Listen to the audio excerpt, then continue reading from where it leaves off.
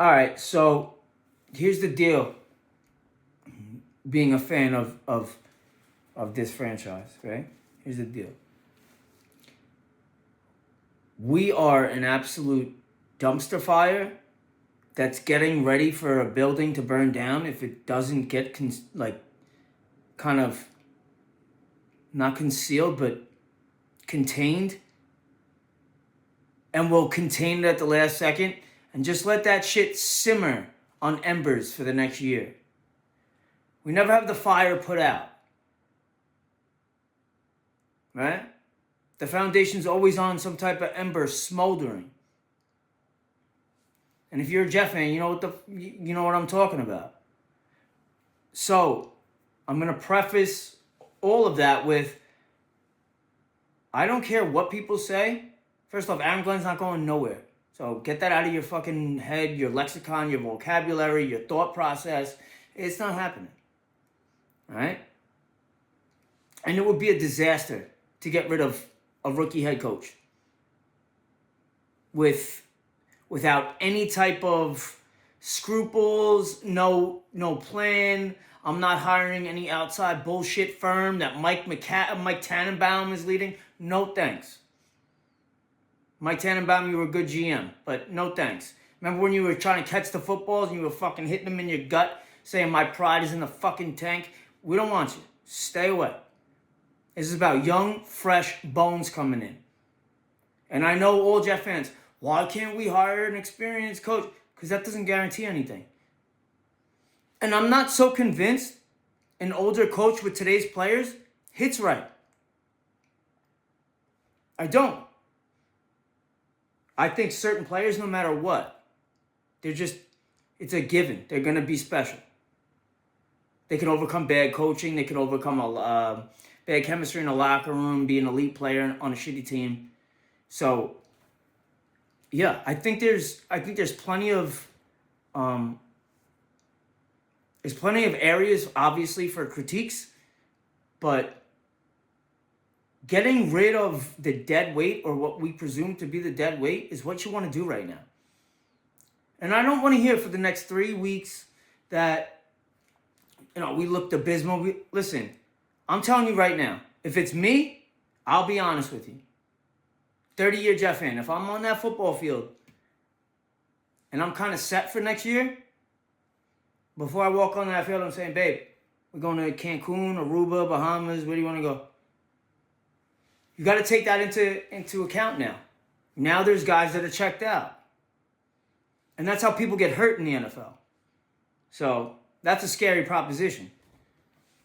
And shout out Go Knicks. NBA Cup tonight. Not that it matters, but still want to see them win. But yeah, I mean, there's so much shit that's at play here that people either don't acknowledge or just, bury their head in the sand. Steve Wilkes and Aaron Glenn were not meshing. Didn't work. They tried it. I didn't like it to begin with. So, now you fucking cut the ties before the ties have tied you up to where you can't move. Now you're bound by the ties that you brought in. So go. I gotta cut you loose. We don't need you.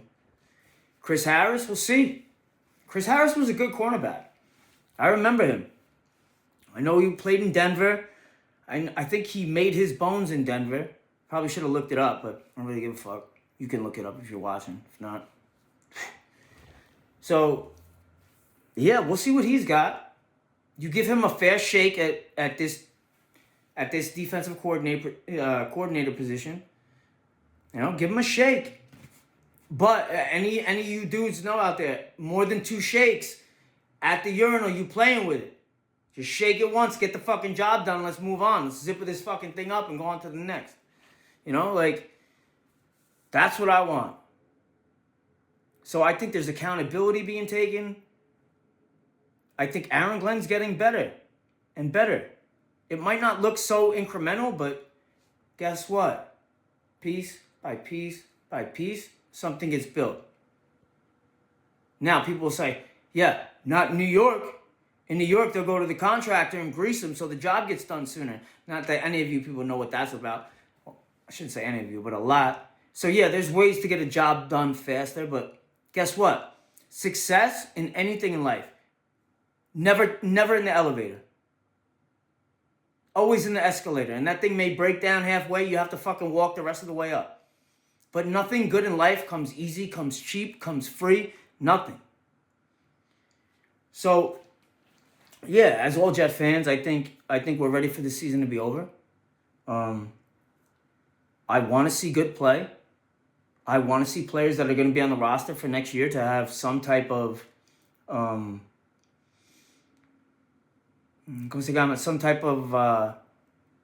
effect, to where it's a tangible effect. And even if it's not tangible, to where you can't touch it, at least you could see it. Perceptually, you can conceptualize it and say, you know what, I can see that working next year. So yeah, I'm not down on the Jets. I've been through this too many times, like a fair amount of us. So the F, it's another off season. Oh, I don't think I've told anybody this. Fernando Mendoza, he's gonna play in New York if he comes, and I'm gonna tell you why. Because there's a lot of dudes out there, and I think especially at the quarterback position, that want to portray this aura, this persona, this, gravitas. I walk into the room, you know who I am, I'm here, you could tell. But usually in life, you don't have to try for that to happen. And I know a lot of people say, "Oh, did you see the press conference? How cringe it was." First off, I'm 36. I don't say the fucking word cringe. Right, that was way before my vocabulary. It was a little bit what's the word? Yeah, a little bit like ugh. Yeah, I use ugh. I don't say cringe, but whatever. But he was being real. And any dude that cares about his mother and dedicates his play, his drive, his work ethic, his ability to not take things for granted by his poor mother that's in a wheelchair, I want that. All right? That's what I want. That's a family with a good head on his shoulders, and I don't flipping care. I want Mendoza, and there's no way he's saying flipping in the locker room. Trust me, he's not saying flipping. If he does say flipping in the locker room, I don't know about drafting him, but on camera, poised, even after an emotional loss, he's going to be poised. He's going to have the head on his shoulders. This is what we need. We don't need a guy he's not rah-rah. He's a team guy and just wants to get the job done. That's it. He's not trying to bang his mom's friends. Forgive me, For real. So, yeah, I'm a Mendoza guy. I was a Tyler Warren guy last year. I can go on down the list, but I'm not mortgaging away the future for him. But if we get the third pick, fourth pick, and I can throw in maybe 2 seconds, or I don't really want to package that second, first rounder from Indianapolis, but if so, it's not going to really bother me. We have 3 first rounders in 27. And people are forgetting the cap space we have available. And then schmucks will say, who wants to go to the Jets? Listen, bro. There's only a certain specific type of player in the NFL, and that's generally within probably after their second contract, that still have tread on the tires, that will say, I don't care about the money, I just want to win a Super Bowl. That's all well and dandy. I want that. I want as many players like that as possible. That's just not the fucking case. You can wish in one hand and shit in the other and see which gets filled first. And it's not going to be that one. So, I told someone the other day on the internet, I think they knocked the cradle down too many times when you were a baby. Because there's certain things you could say and certain things you can't. So, I'm excited. I'm excited about this. I'm going to temper it, but I'm not going to act like it's not exciting. You know, my brother-in-law is a Giants fan. He's like, oh, we got Jackson Dart. What do you have? I said, bro, what do you have? You have a kid in Jackson Dart who's going to get his ass absolutely decapitated at some point. He thinks he's hard. He's not. He's a good player, talented, too cocky. He better learn how to slide like Mark Sanchez did. We better bring in whoever they brought in. Jeter, Chuck Knobloch, I forget who they brought in for. It wasn't Chuck Knobloch, but brought in someone to teach Mark Sanchez how to slide. I forget. Some crazy shit. Those were banana times. But what was I saying? Yeah, we got a bright future, man. Bright future. So we have to just let this thing marinate for once. For once. If we have all this capital and you can't be content with the ability that we have, not saying it's a definite. Nothing in life is a definite. I could walk out of this house right now and be hit by a vehicle in New York. That's just a fact, right? I hope it doesn't happen. I pray to God it doesn't happen. Odds are kind of against my favor, in my favor. But there's the more stabs you take and the more calculated stabs you take. That to me is important. I don't want to see a Fernando Mendoza and then some random ass maybe Drew Allar in the third or fourth. No. Not doing that. If we're taking the quarterback in the first round, everything else after that is linebacker, wide receiver, safety, whatever else. There's a lot of holes. Might need pass rusher. I don't know what's going to happen. Will McDonald, JJ needs to wake the fuck up out of his coma. You know, someone needs to get a little shock collar on these dudes. There, toot, toot, wake up. But yeah, man, I'm excited. I'm glad to get on here. I need to get on here every now and then and talk some shit, you know. And I'm gonna post it. And if you like it, you do. If you don't, I don't care. And if you hate me, that's cool. All right. So yeah, we'll see what happens. This weekend I would like a hard fought game. And a loss. Maybe a late second field goal. And like 10 seconds on the clock. Because we don't need to win any more games now. Now it would be, I don't, if we win, I'm going to be happy as a pig in shit. I don't ever root for a loss. I can't. But if we do, I'm not going to be upset. I'll be despondent about it. It won't affect me one iota. You know? So, yeah, we'll see. I just encourage Jet fans to not do what we always do. Which, there's something about this fan base, too, that I'll never understand. Like, actually, I do. I think we have the best fan base of most teams in not only the NFL, but professional sports. I hate the fucking Eagles. And fuck the Birds, not go Birds. Fuck the Birds. And one of my good boys lives in Philly, so I spent some time there. But there's something to be said for certain organizations that always do they always do pan out. They always do figure it out. And that's what everyone's chasing, man. That's what everyone's chasing. So I just got my whole fucking equilibrium concentration thrown off with that. I was going on a tangent and I slipped up. Forgot where I was going with it. But yo, yeah, let's not be the way we always are. All right? That's where I was going with this. Still not.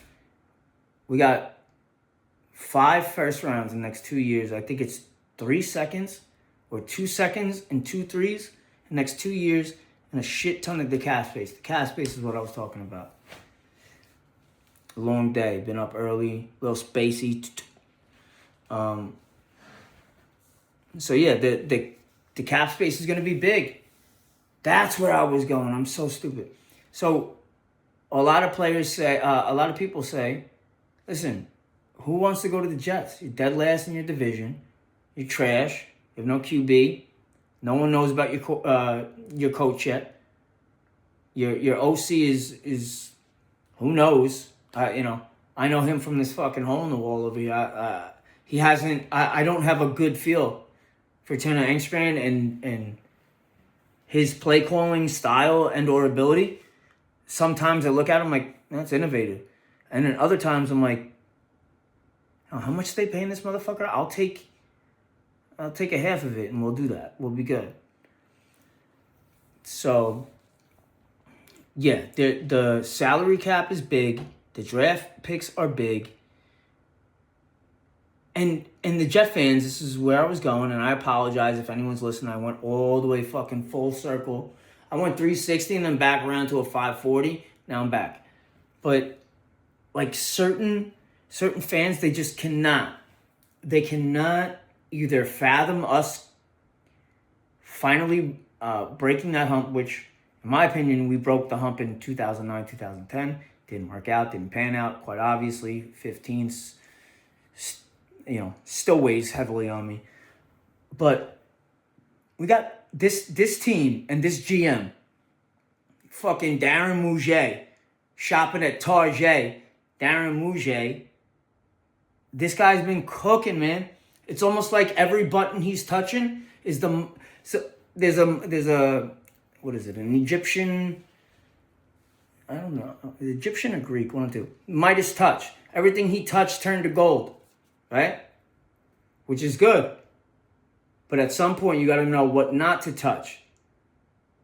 Because if everything you touch turns to gold, I touch this water bottle, I can't drink out of it. I go to hug my family, I can't do that. So you got to pick and choose what to touch with the Midas touch and what to be hesitant, cautious. And I mean this in free agency. Because the point of bringing up that we may have to pay for free agents, we might get that jet tag for a couple of people, but we have it to do. And as long as we're not just like a fucking Le'Veon Bell or please don't get me jacked, don't get me started because I'll just start, shooting them off. But you have to be at least positive going into this offseason with the capital, with the money, and with the ability that we have as far as from what it looks like from Mouget developing or I shouldn't say developing, spotting talent and realizing, you know what? This might have not worked there, but this can work here. And I could fit him in, i.e. A.D. Mitchell, who I think is going to be good. Not great, very good. I think he'll be a good borderline number 2 all day on any team. Any roster he goes to would be like, A.D. Mitchell may be the number 2 here. So, that's what I'm saying. Can you just imagine, right? We stay at 3. Mendoza falls. Then you keep your Colts pick too? Dog. What is it? Sonny Styles? Reese from...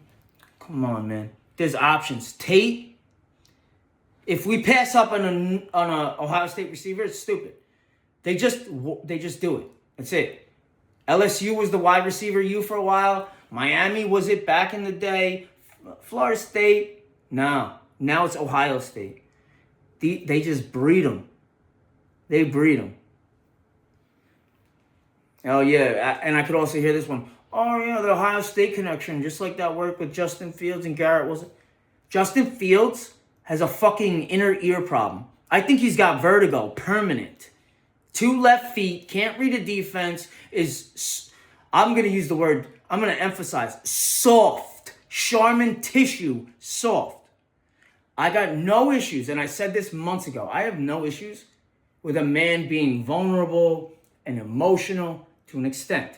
To an extent. You can't be too emotional if you're a man. But there's no problem with showing emotion. But you're about to come out, admit that to the New York media.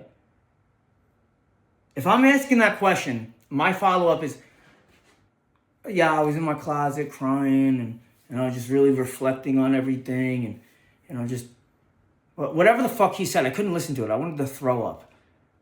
My question would be, well, why didn't you just go to your coach and express your concerns? Why are you going into your closet, your walk-in closet in your mansion and fucking crying? I got guys overnight working on a garbage truck, busting their ass for 12 hours in the freezing cold, throwing bags, dealing with rats the size of fucking cats in New York City.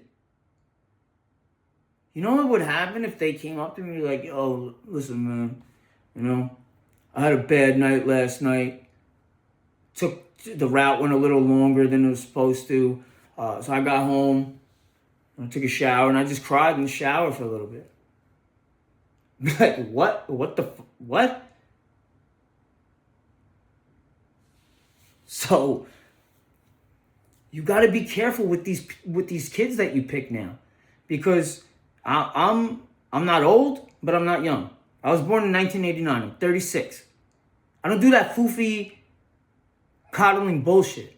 I get it. There's a boundary, but no, like, there comes a point in time where playing fucking football, if you tuck your nuts in between your fucking thighs before you put your cup on, don't step out onto the field. This is man shit. We don't have room for crying. How about you cry when you win me the Super Bowl? Do that. I'll fucking catch your tears and drink them. But cry in your closet. You just got paid $20 million. Not only did you get paid that, you found out you got paid that, or you got that contract in fucking Dubai with your beautiful girl. You got Uber money. You know what I mean? Got guys in New York out here making good. People consider this good money in New York. I'm not talking about myself. My money don't matter. No one's business. $120, $120 an hour in some areas here that don't go nowhere. Doesn't. A lot of areas that doesn't go anywhere.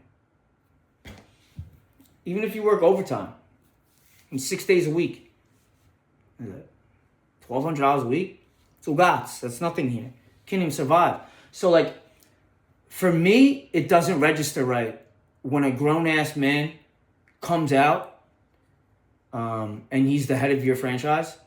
And not only is he the head of your franchise, this morbid franchise unable to find any type of semblance of a quarterback. Best quarterback of my generation. Mine. And I'm going back to, I'm going to say Vinny, talent-wise. But overall, full package, even though he had a pop gun, Chad Pennington. I knew as a kid, 2004, 2005, 2000. I knew every week watching those games, we'd be in it. Because he's going to make the smart throw. It's going to be the throw is going to be on time. It's probably going to hit his guy in stride. It's going to be soft enough to where he puts it out to where he can just run underneath it and go get it. All right? That is fucking... So, Mangini took over in 2008. I guess Chow was here until 2006. They drafted Brick and Nick in 2006. Who the fuck was the starting quarterback? You had Brooks Bollinger. Oh, I'm fucking jogging this Rolodex right now, man. I don't know how I'm even doing this, because this brain is fried. Do a lot of stuff on this thing. Brooks Bollinger. Kalen Clemens. Holy fuck. Yeah. Wasn't Quincy Carter on the team at one point? Quincy Carter. Yeah, so much crazy shit over these. Like, you almost have to have written it all down over the years to remember it. It's just too much. It's too much. Too much nuance. Too much bullshit. But I'm telling you, man, you can't be negative. Fuck the year. Whatever happens for the rest of this year, like if I hear people complaining about whatever happens, at this point, I don't want to see it. But look at the roster. Defensive coordinator just got fired. Like, if it's a dumpster for the last 3 weeks, whatever. The season is over. I got cotton mouth like a mother too. The season's over. So, at this point, if you're a football fan, you're a man, and you've been wind. And you've been a football fan for a long time, grab your nuts and rock this, bro. I'll still rock this. Some days I want to wipe my ass with it, but I'll still rock it. I'll still rock it. You can't be fair weather. Can't do none of that. No more doom and gloom. No more players. I feel like people in this fan base, it's almost like, we're almost like an extended college team. To where, like, we're always looking for that next incoming recruit to, like, fucking wow us. That ain't happening. Like, we can never have nice things and enjoy them. Once we get something nice, get it out of here. We can get something shinier. Oh, yeah? No, we can't. So, I just urge Jet fans, and I got close friends that are Jet fans. Don't be so fucking ready to drop the gavel, all right? And yeah, I said the same thing with Salah, but you know what? And I don't give a fuck, right? This is my channel now. I'll say what the fuck I want, and you could say whatever you want. I don't give a shit. But not for nothing, we went for the fucking gusto to where prognosticators, analysts, who really, obviously they don't know much, but, and Aaron's injury, injuries are just brutal, but there were so many people that were lauding what Joe Douglas and Robert Saleh did. Davante Adams, Aaron Rodgers, just go on and on and on. Allen Lazard actually fucking was spotted on the field when he was there. What a piece of shit this guy is, man. He might be my least favorite Jet of all time. I'm sure he's the nicest guy. And I'm like, if I ever met him, I'd be like, yeah, you seem really cool, but you suck, dude. Like, the ball hits your hands and it's like a negative charge. You got two fucking negatives. Boop. So, yeah, I mean, I just think Jet fans need to be positive. We have a lot of reasoning to be positive. And if you say, well, okay, we have the draft picks, we have the capital, we have the GM, which we still don't know we have the GM. I think we do, but we don't know yet. Then you say to yourself, okay, so now what? We have all this. We're not going to give Aaron Glenn another chance to get better, a la Dan Campbell in Detroit. Their first year, they were what? 2-15? I don't know. I don't have a laptop in me. All this is in front of my fucking, in my dome. I forget what they were that year. 2-15, and I think the following year, they went like 1-7. And then shit started to fucking click.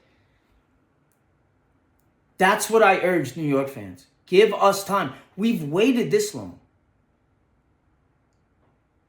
So, like, I'm a diehard Jets fan and a diehard Knicks fan. We got the cup tonight, right? Which really doesn't matter, but I still hope they win. But if they look like shit, and Wemby goes all over them, and they dribble all over themselves, like, you know what I mean? I'm not going to be happy. I'm going to be fucking bent. And that's going to be for a reason. And I'll actually be upset tomorrow. Can't be upset over this Jet squad right now. Bro, I got agita, the hemorrhoids, like what's his name says? That old bastard, Joe Beningo. But, like, it's true, though. Like, it really is true. If you've been a fan long enough, this team is fucking giving you the lows of the lows and the middle of the middles. I don't say mid. I say middle. That's another thing I don't get. All these kids now, everybody takes off. I don't understand this the language that's used now. Like, yeah, I'm gonna go bowl. How about I'm gonna go to the bowling alley? You know, they leave out like down bad, right? And I get it; it registers. What do you mean? I don't want to see you down bad.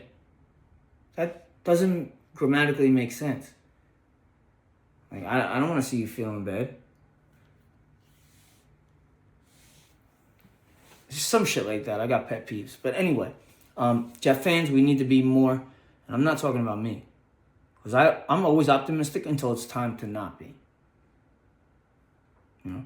And I could be a hypocrite, and that's fine. And you know what? You know what the best part about that is? We're all entitled. Some people are stupider than others. Sorry. But we're all entitled to our opinion. And I'm going to use the word urge. Because I think we're at a point, and we're at a crossroads. I think as an organization and as a fan base. And I think that we can go one way or we can go the other, right? Now, I'm not trying to turn down the tracks and get hit by the fucking train coming head on. And if we would have kept everything status quo, kept Steve Wilkes, that's what we were doing. I see us looking at this fucking train over here and saying, you know what? I'm going to go this way instead. I'm not going to go head on to that thing. And then I want to pull off and double back. So, like, there's just a lot of factors that are at play at the start of every year. We don't know. No one knows from year to year. That's quite obvious. But and I'll sound like a broken record, and again, I don't give a I want Jet fans to be positive just for this offseason. I don't want to hear like, oh, you know what? We didn't make this move, and we didn't get this guy. Unless it's egregious, we still don't know. You know? Like, we can all think we know, and I'm guilty of it myself. Like a schmuck, I've gotten into fistfights over football. Who does that? Well, I'm sure. But, like, just stupid shit when I was much younger. Like, at the end of the day, you know what I mean?